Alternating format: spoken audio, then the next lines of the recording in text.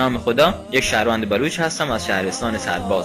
از زحمات شما بسیار متشکرم. واقعا مطالب شما بسیار مفید و با ارزش و کارآمد بودند برای من، بخصوص در بخش پرسش و پاسخ، و همچنین آگاهی زیادی از کارهای پنهانی دولت که بر علیه مردم انجام داده و بسیار بر سر مردم بلوچ بخصوص به علما و طلاب اهل سنت ظلم کرده آگاه یافتم.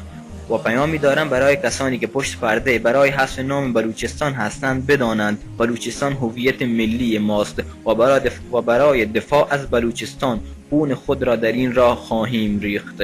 در پایان از کارهای شما قدردانی میکنم، بخصوص در بخش آگاهسازی مردم.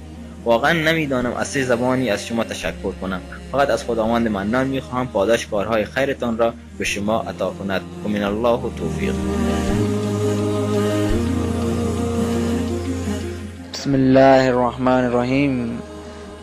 عرض سلام و خسته نباشید عرض کنم خدمت شما همکاران آقای حبیب الله سربازی و باقی همکاران گرامی. یه حرکتی که شما آغاز کرده حرکت بسیار خوب تو من و امیدوارم په همین حرکت او ادامه بدی که انشاءالله بلوچان آگاهی نسبت به وطن مسائلان گشتر ببی.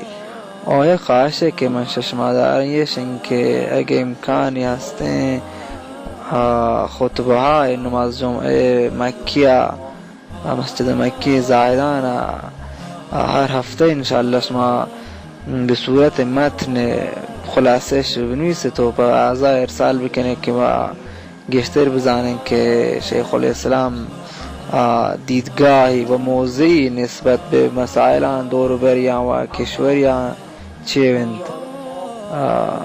موفق.